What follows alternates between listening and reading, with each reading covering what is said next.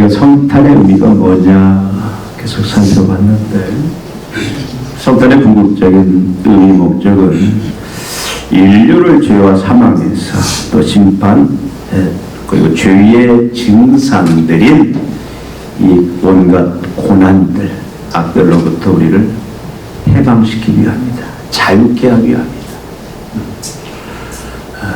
그래서 하나님이 우리에게 하나님의 생명, 예수의 생명, 죄사함과 동시에 하나님의 생명, 예수의 생명. 그래서 우리는 이제 하나님의 생명, 예수의 생명을 가진 그런 영생을 가진 자다. 그 영생을 주시기 위해서 예수님이 오셨다는 게, 영생을 죽어서 누리는 것이 아니라 이 땅에서 하나님의 그 무한한 지혜, 하나님의 무한한 능력, 하나님의 무한한 사랑을 가지고 우리가 죄악도 이기고 세상도 이기고 예배자로서 참으로 참 행복한 그 온전한 예배자의 삶을 살아내고, 또 그 생명으로 우리가 봉사자로서 그 영광스러운 그 봉사자의 삶을 살아내고, 또 우리가 사역자로 또 전도자로 영광스러운 삶을 살아가는 것, 무엇로? 영생으로. 그것이 주님이 이 땅에 오신 목적이었다. 그 성탄의 중요한 의미다라고 살펴봤습니다. 예수님의 이 성탄으로 말미암아 우리에게 주신 그 영생의 역사는 참 놀라운 겁니다. 여러분, 지금 서기 2023년, 그렇죠? 물론 예수님 탄생이 BC 4년, 5년경으로 보는데, 어떻든 예수님의 탄생이 역사의 기점이 되죠.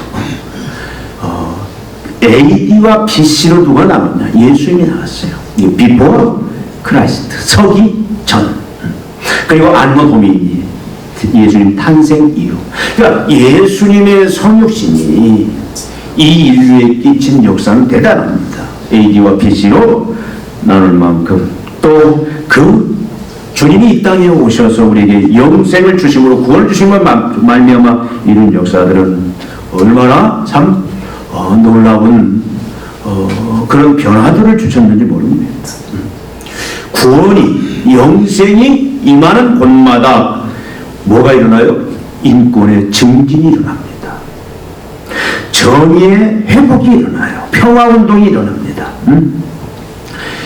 이제 모든 평등들, 남녀가 다시 평등, 노예와 종이 평등해지는, 종족이 평등해지는 이런 평화, 평등, 정의, 인권의 증진이 예수 그리스도의 성육신을 말미암아 이 땅에 오신 말미암아 이루어졌다는 겁니다. 대단한 역사예요. 그렇다면 우리가 오늘 살펴보기 원하는 것은 예수 그리스도의 그 성육신이 과연 화려했느냐, 찬란했느냐, 특별한 것이었느냐, 한번 우리는 이 부분을 살펴보기를 원합니다. 여러분, 세상은 화려함, 또 찬란함, 특별함, 차이, 그 영광, 이런 것들이 변화를 가져온다, 개혁을 가져온다, 선한 영향력을 끼친다라고 주장을 합니다. 맞습니다. 그래서 그 사람에 대한 출신, 국가, 가문, 혈통, 지연, 학연, 학벌, 지혜, 그 사람의 어떤 인간관계, 이런 부분들이 얼마나 화려하냐, 찬란하냐, 특별하냐, 이것이 바로 어떤 변화와 어떤 선한 영향력을 끼칠 수 있다라고 사람들은 그렇게 생각합니다. 맞아요. 과연 예수님은 화려하고 찬란하고 특별하신 분인가? 여러분, 예수님이 어느 국적을 가지고 오시죠? 하나님이 이 땅에 오시는데, 사람의 몸을 입고 이 땅에 오시는데 어느 나라 국적을 가지고 오셨습니까? 이스라엘. 여러분, 이스라엘이 대단한 나라였습니까? 아닙니다. 이 당시에 전 세계를 지배하는 나라는 로마였어요. 로마의 백성으로 오지 않았습니다. 예루살렘의 백성으로, 로마가 아닌 로마의 식민지, 지배당하고 착취당하는 나라 이스라엘, 그 나라의 백성으로 태어나셨다라는 거예요. 화려함이 없습니다. 여러분, 예수님의 육신의 부모는 누구였죠? 누구죠? 요셉과 마리아. 여러분, 요셉이 대단한 사람이었습니까? 아니에요. 나사렛, 이 산골 동네 나사렛 하면은요, 여러분, 나사렛에 뭔 선한 게 있습니까? 나사렛은 실패한 자들, 이 갈릴리 지역, 특히 나사렛 이 지역은 다 이 세상에서 실패하고 그냥 몰리고 몰려서 세상 말로 보면은 형편없는 그런 신분, 그런 자들이 모여있는 곳인데, 요셉의 직업이 뭐였죠? 목수였어요. 비천한 직업이었고, 그러니까 마리아나 요셉 육신의 부모는 이 갈릴리 비천한 나사렛 출신이다라는 거예요. 최변방 산동네 갈릴리 나사렛 사람이에요. 또 태어난 곳이 어디입니까? 예수님은 어디서 태어났어요? 예루살렘 왕국에서 태어났습니까? 가장 중심, 오늘 말하면 서울특별시 중심지가 어디예요? 하남인가요? 중심지 아니에요. 예수님은 예루살렘의 어떤 최고위층 부모로부터 그런 데서도 태어난 것이 아니고, 예루살렘의 왕궁의 요람에서 태어난 것도 아니다라는 거예요. 어디서 태어났습니까? 광야. 베들레헴이라는 것은 하나의 그냥 광야예요. 그 광야 베들레헴에, 그것도 어디? 사관, 여관. 그것도 방이 아니라 어디? 말구유에서, 마국간 말구유에서 태어나셨다. 그가 태어났을 때 황금 비단으로 태를 두른 그런 강보가 그를 쌌습니까? 아니에요. 그냥 천하디 천한 그 강보로 그의 몸을 쌓는 그런 참 볼품없는 그런 모습이었습니다. 예수님이 순수혈통입니까? 예수님은 물론 백성들의 존경을 받는 아브라함과 다윗의 자손으로 분명히 오셨어요. 아브라함과 다윗의 혈통입니다. 그런데 그 혈통들을 쭉 보면은 순수 혈통이 아니에요. 우리가 참 대단한 가문이다, 대단한 혈통이다라고 그렇게 인정할 만한 가문이 아니다. 여러분, 그 혈통을 쭉 보면은 어디가 있습니까? 유다는 다말에게서 베레스를 낳고, 예수의 혈통 중에 유다가 나와요. 근데 유다가 이 혈통을 잇는 그 베레스를 누구를 통해서 낳았다고? 다말이 누굽니까? 며느리예요. 며느리가 장녀처럼 속여서 변장해서 시아버지를 유혹해서 낳은 그 아들이 베레스다, 그 말이죠. 얼마나 부끄러운 그 역사입니까? 여러분, 여리고의 기생 라합이 등장합니다. 살모는 라합에게서 보아스를 낳고, 그 라합이 누구냐면 이 가나안 땅 여리고성의 기생이었어요. 그게 예수님의 혈통 속에 있다라는 거예요. 이방 여인, 그것도 이 기생. 여러분, 또 이방 모압 여인 유세, 또 그 족보가 나와요. 여러분, 우리 잘 아는 것처럼 보아스는 룻에게서 오벳을 낳고, 룻은 모압 이방 여인입니다. 여기서 끝입니까? 다윗은 우리아의 아내 밧세바를 통해서 솔로몬이 나와요. 여러분, 우리아의 아내 밧세바는 누구냐면요, 우리아의 아내, 어떻게 보면은 다윗이 불륜을 저질러서 낳은 그런 자녀가 예수의 혈통 속에 있다, 그 말입니다. 어떻게 보면 참 이상한 혈통이에요. 예수님도 어떻게 보면은 그 출생 자체가 그 순수 혈통도 아닙니다. 여러분, 우리가 보면 그 신화에 보면은 어떤 영웅이 나올 때 한 시대에 큰 일을 감당하는 그 용사가, 일꾼이 나올 때는요, 대개 보면은 뭡니까? 미화를 시키잖아요. 주몽이 어디서 태어났죠? 주몽.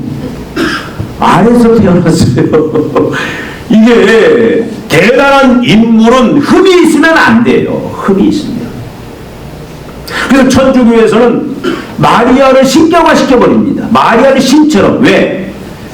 예수님은 하나님이시잖아요. 그분이 흠이 없기 위해서는 그의 출생 자체의 그 근간이 되는 마리아도 신처럼 신격화해야 돼요. 근데 성경은 실제 역사를 그대로 다 드러내고 있는데 예수님의 이 혈통에 대해서도 어떻게 보면 참 우리가 부끄러운 그런 그 역사들로 예수님의 혈통이 이루어졌다는 사실입니다. 여러분, 예수님의 탄생을 경배한 자들 한번 살펴보십시다. 예수님이 만왕의 왕으로 오셨어요. 육신을 입고 오셨습니다. 그러면 이 예수님을 찾아가서 경배한 자들이, 높인 자들이 어떤 자들입니까? 이스라엘의 정치, 종교의 지도자였습니까? 아니에요. 누가 가요? 목자들.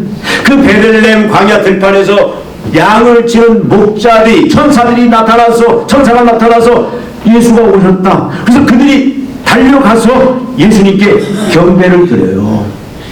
여러분, 목자들이 존경받는 그런 그룹이 아닙니다.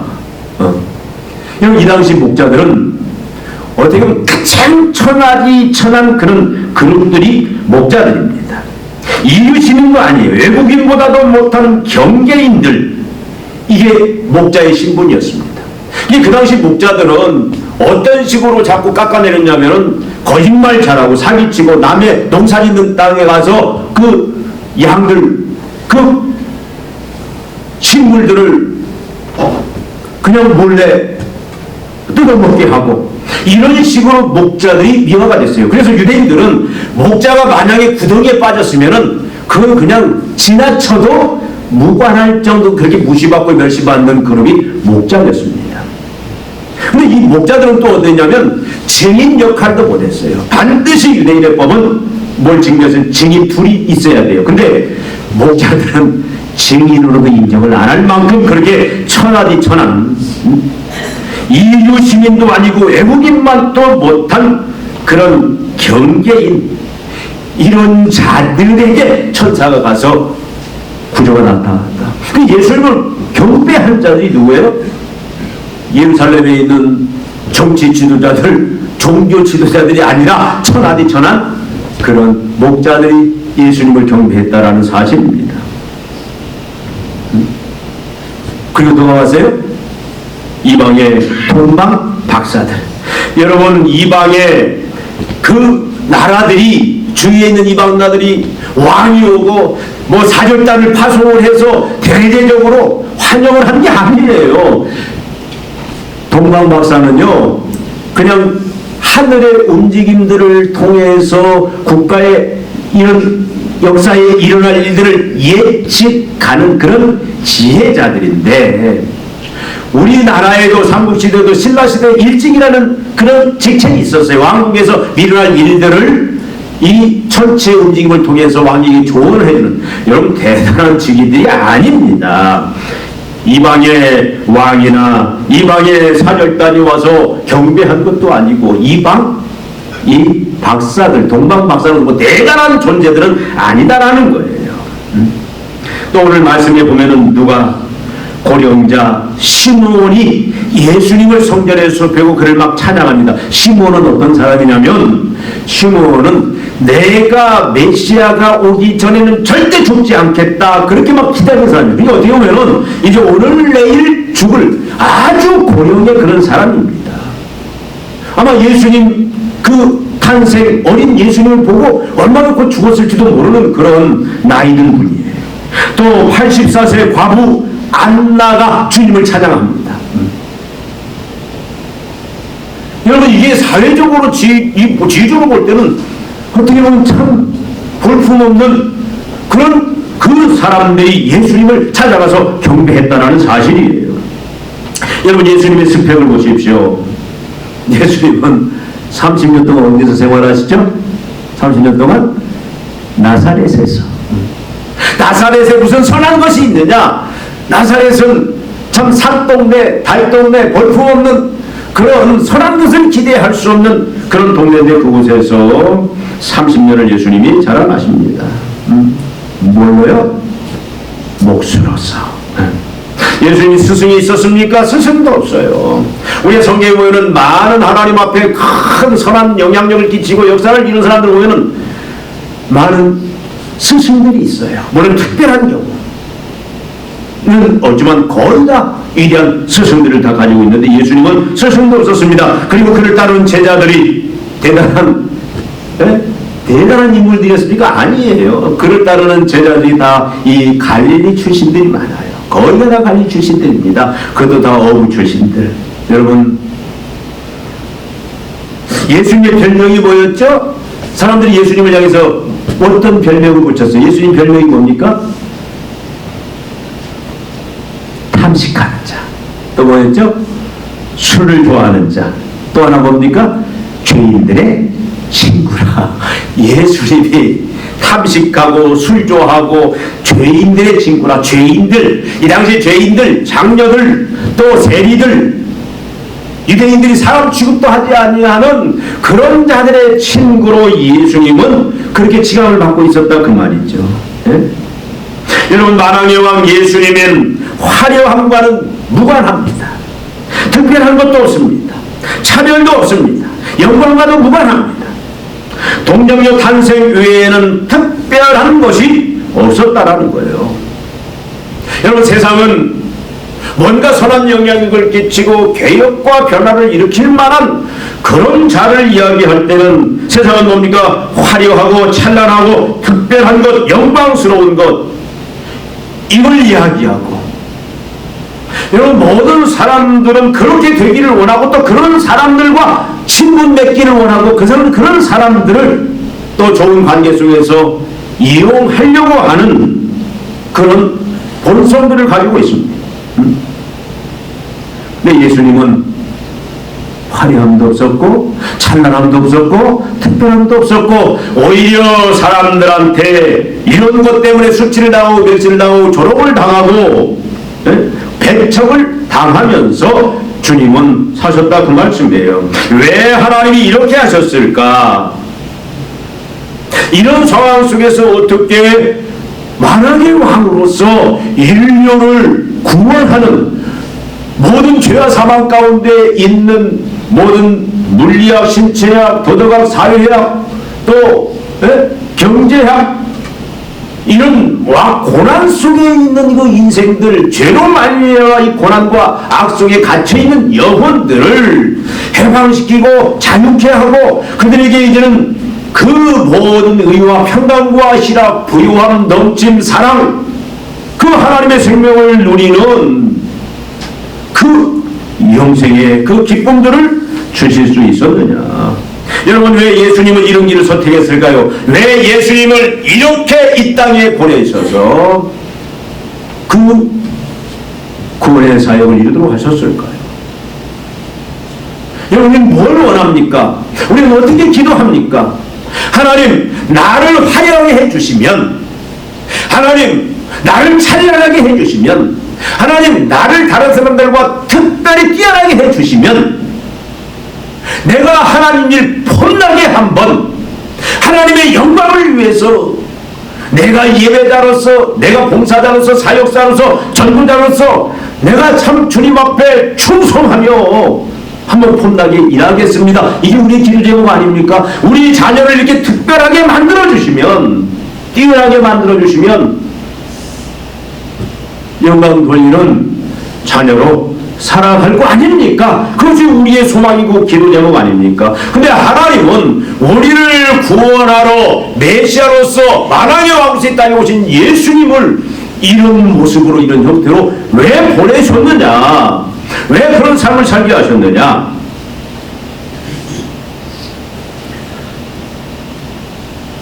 예수님께서 이렇게 말씀하십니다. 무예단한 것처럼 마가복음 2장 17절에 보니까 예수께서 들으시고 그들에게 예수의 건강한 자에게는 의사가 쓸데없고 병든 자에게라야 쓸데가 있느니라. 나는 의인을 부르러 온 것이 아니요 죄인을 부르러 왔노라. 누가 하신 말씀이에요? 예수님이 직접 하신 말씀입니다.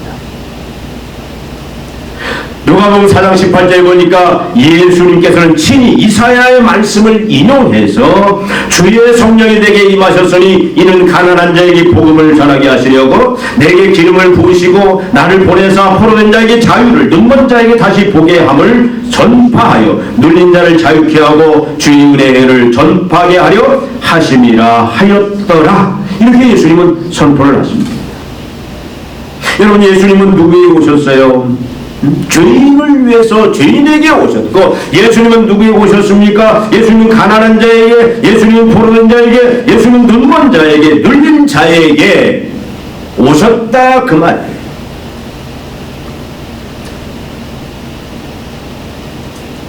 이 표현들은 뭘 의미합니까?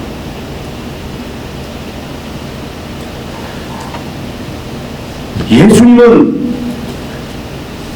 이런 하나님의 목적 때문에 수치가 있는 육신의 혈통, 보잘것없는 광야 베들레헴 그 사관의 마국간 말구에 또 강포위에 태어났다.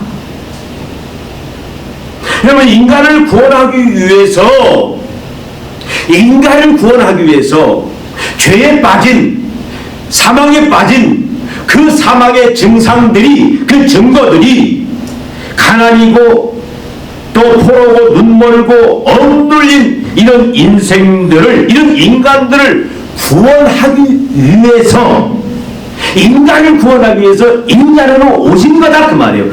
비천한 상황에 있는 자들을 구하기 위해서 비천한 모습으로 오셨다, 그 말씀입니다. 여러분, 죄인을 구원하기 위해 죄인의 친구가 스스로 되셨습니다.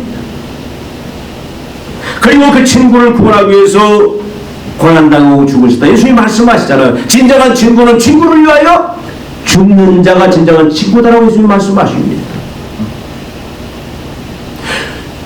예수님은 하나님으로 얼마든지 영광을 가지고 찬란하게 오셔서 군림하고 명령하고 말 안 들으면 파괴하고 무릎 꿇게 하고 하실 수 있어요.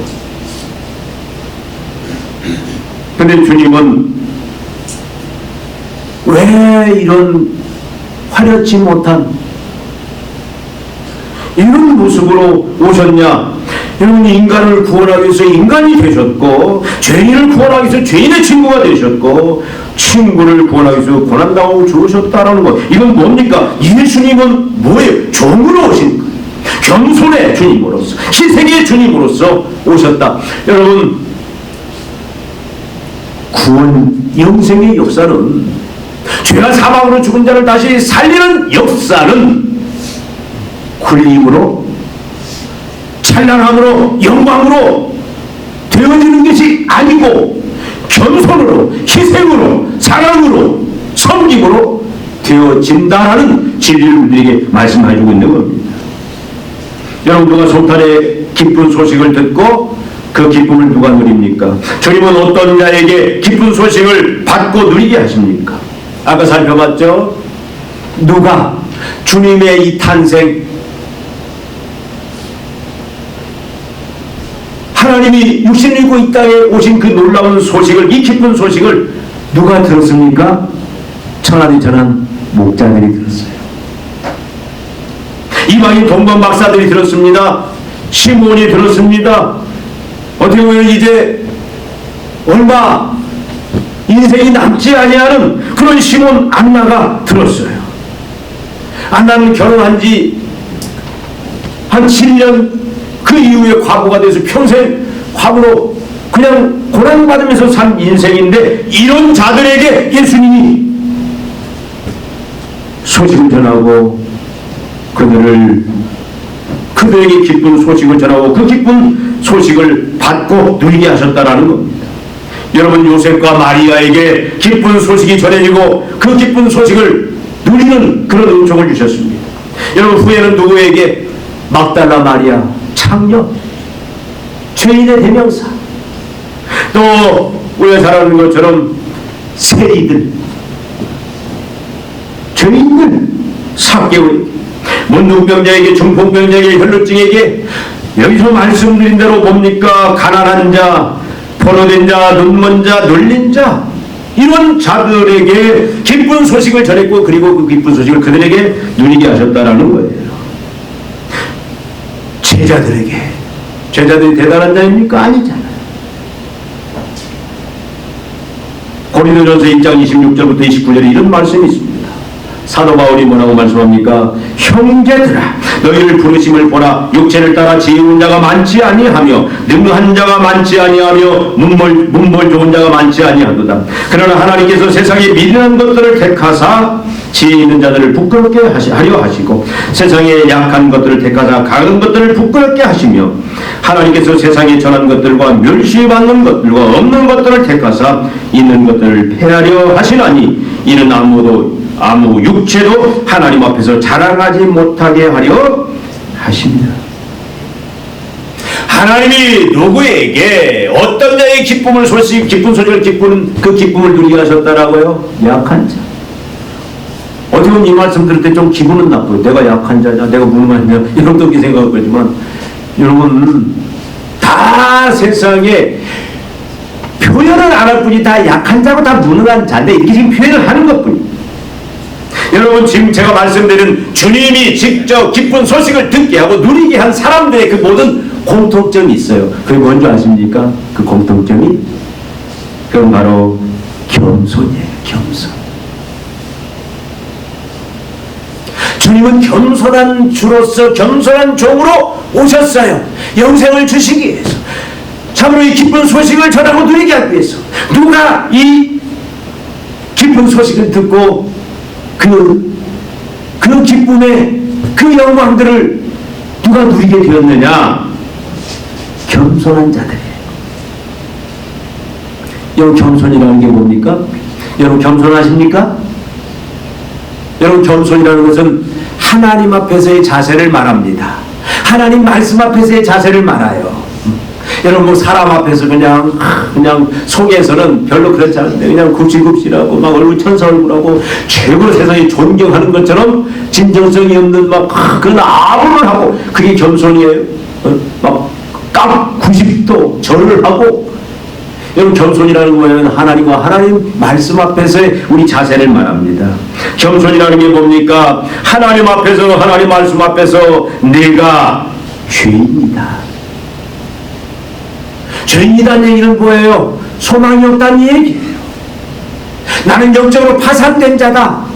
내가 하나님의 뜻을, 하나님의 말씀을 내가 이룰 수 있는, 내가 구원을 이룰 수 있는 능력도 없고, 영생을 얻을 수 있는 능력도 없고, 내가 하나님 앞에서 하나님이 인정하시는 삶을 살아낼 수 있는 능력도 없고, 나는 철저히 무능한 자고 무익한 자고 영적으로 파산된 자다. 죄가 나를 이렇게 만듭니다. 그래서 오라 나는 곤고한 사람이다. 이 사망에서 누가 나를 건져내라. 그런 탄식을 할 수밖에 없는 존재인 것을 인정을 하고, 거기서 멈추는 것이 아니라 어떻게 합니까? 내가 다른 사람들 앞에 나은 것이 하나도 없어요. 잘난 체 할 만한, 드러낼 만한, 나는 다른 사람과 차별 특별한 것을 드러낼 만한 그런 것이 하나도 없는 그런 존재임을 알고 뭘 사모하는 거예요? 의에 주이고 목말라 하는 그 자세. 그래서 의를 얻기 위해서는 다 던져요. 다 희생할 수 있습니다. 그 의가 뭡니까? 의라는 건 다른 게 아니잖아요. 하나님과 올바른 관계. 영생이라는 것은 죄사함받고 하나님과 올바른 관계가 회복되는 거예요. 그 하나님과의 올바른 관계, 하나님과 올바른 관계를 가져오는 게 뭐예요? 그게 하나님의 의인데, 그게 바로 예수 그리스도예요. 그래서 결국은 죄인임을 깨닫고, 나에게는 내 조건, 내가 아무리 세상에 특별한 존재고 화려한 존재고 다른 사람들과 차별이 있는 것이 있다 할지라도, 그걸로는 그건 누더기 의고, 그걸로는 하나님 앞에 갈 수도 없고 영생을 얻을 수도 없고, 내가 세상을 향하여 선한 영향도 끼칠 수 없는 존재인 것을 깨닫고, 뭡니까? 하나님 앞에서 애통하고, 그리고 이제는 예수 그리스도만이 나의 소망이다. 그리스도만이 나의 이제 하나님 앞에 나아갈 수 있는 그 의의 수단이다. 그래서 주님을 알기를 원하고, 주님을 소유하고, 주님을 예수만을 이제는 영접하고 그것으로 만족하는, 그것이 바로 겸손의 참모습이에요. 겸손한 자는 예수 외에 어떤 것도 다 배설물고 자랑하지 않고 예수만 자랑해요. 자기를 자랑하지 않는 것이, 그것이 겸손한 자의 모습인데, 여기 지금 예수님께서 이 예수님의 성탄의 예수님 이 기쁜 소식을 듣고 그 기쁨을 누릴 수 있도록 초대되고 그렇게 선택된 자들은 다 뭐냐? 공통점이 겸손한 자라는 거예요. 겸손한 자들. 여러분 어떻습니까? 여러분 다 겸손한 자죠? 겸손. 예수에는 자랑할 게 없어요. 어떤 것도. 예수만. 이런 자가 여러분 성탄이 가져온 그 기쁨, 그 절대적인 기쁨, 절대적인 그 영생의 그 모습인 기쁨 표강을 이런 자만이 누릴 수 있다. 아멘. 여러분 세상 것들로 누릴 수 있죠. 근데 그건 조건적이 영원하지 못합니다. 여러분 나아가서 성도와 교회가 세상에 이 기쁜 소식을 전하고 세상 사람들로 하여금 이 영원한 기쁨을 누릴 수 있도록 하기 위해서, 그걸 전하기 위해서 우리의 모습은 어떻게 되어야 되느냐, 교회의 모습은 어떤 모습으로 서야 되느냐, 이게 굉장히 중요한 말씀입니다. 여러분 우리는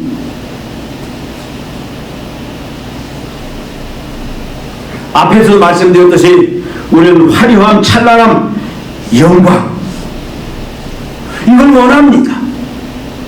근데 여러분 이것 가지고는 절대 우리는 세상을 향하여, 세상 사람들을 향하여 절대로 그들이 우리는 기쁜 소식을 전해도 그들이 받지 아니할 뿐더러 기쁜 소식을 전할 수도 누리게 할 수도 없다. 오히려 방해만 될 뿐이다.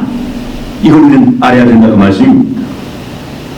여러분 우리는 화려함과 찬란함과 영광을 피해야 돼요. 우리가 겸손해야 됩니다. 그래서 여러분 겸손한 자는 어떻게 합니까?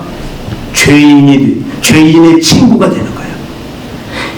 예수님이 인간이 되었고 인간 속으로 들어갔고 죄인을 구원하기 위해서 죄인의 친구가 된 것처럼 그들과 먹고 마심으로 그들과 함께 같이 삶을 누렸던 것처럼 여러분 교회가, 성도가 세상의 기쁜 소식을 전하고 기쁜 소식을 누릴 수 있도록 그 중보자 역할을 감당하기 위해서는 우리가 겸손해야 됩니다. 교만하면 안 돼요. 여러분 성탄의 기쁨은, 성탄이 가져온 그 영생, 그 기쁨, 구원은 여러분 마약보다 강합니다.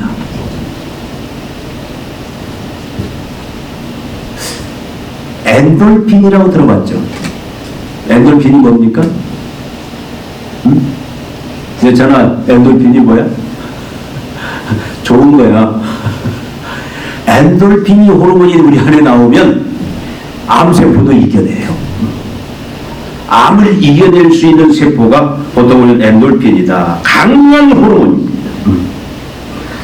근데 저는 이제 다이돌핀이라는 말을 자꾸 들어봤거든요. 다이돌핀은 엔돌핀의 4000배다. 그래서 제가 한번 사이트에 들어가서 보니까 의학계에서는 다이돌핀은 없는 거라도 그렇게 말하니까 내가 헐말이 없어져 버렸어.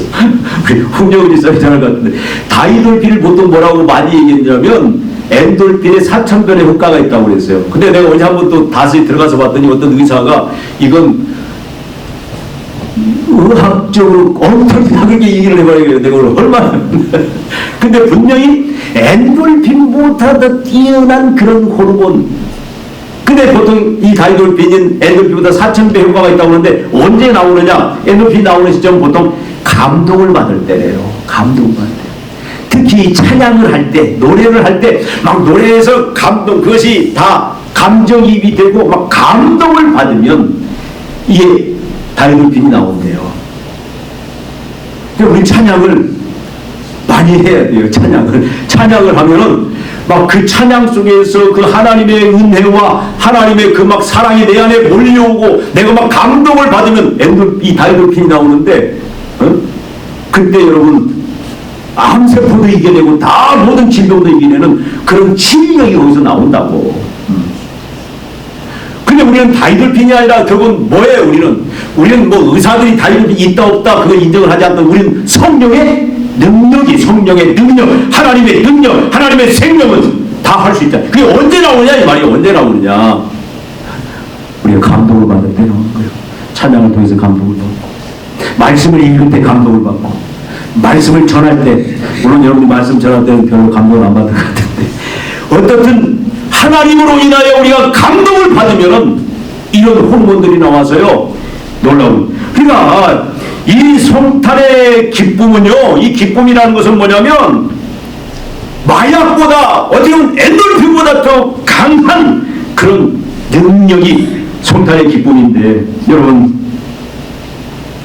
우리는 성탄의 이 소식을 들을 때 성탄의 이 기쁨이 넘치는데, 이 기쁨이 뭐냐? 다이돌핀보다 더 센 거예요. 모든 걸 다 이기는 하나님의 생명의 그 역사들이, 영생의 역사들이 내 안에서 꿈틀거리고 활동을 하는데, 여러분, 우리가 누릴 뿐만 아니라 여러분 기쁜 소식을 다 들은 자입니다. 얼마나 감사해요. 우린 기쁜 소식을 들었잖아요. 근데 그 기쁜 소식을 누리는 자까지 나와 있잖아요. 하나님은 얼마나 감사합니까? 성탄, 우리는 이제 오늘 출발을 위해서 1년 동안을 날마다 이 감사하면서 살아야 돼요. 나아가서 우리는 어떻게 합니까? 예수가 없어서, 사람들이 먹을 것이 없어서, 마실 것이 없어서 절망이 있는 게 아니에요. 뭐가 없어서? 예수가 없어서. 그래서 우리 예수를 전해야 돼요. 어떻게 전해야 됩니까? 우리가 죄인이 돼야 돼요. 낮아져야 돼요. 죄인들의 친구가 돼야 돼요. 우리가 종이 돼야 되고, 희생해야 되고, 섬겨야 되고, 예술처럼 그렇게 할 때에 우리가 그들에게 기쁜 소식을 전할 수 있고 그들도 누릴 수 있게 만드는 그런 영향력을 끼치는 자들이 된다. 그래서 여러분, 이제 오늘부터 우리는 성탄의 기쁨을 겸손을 통해서, 내가 교만한가 다시 한번 오늘 점검해 보시고, 교만한 거 있다면 다 버리세요. 예수님보다 더 단 영적에서 귀하게 여기서 다 버리세요. 예수님만 있으면 된다. 예수님이 소망이다. 예수님이 나의 기쁨이다. 이 고백이 분명히 있고, 나아가서 여러분, 이런 예수님의 그 겸손함으로, 희생으로 내 주위에 있는 그 여러분들을 향해서 우리가 어떻게 해야 돼요?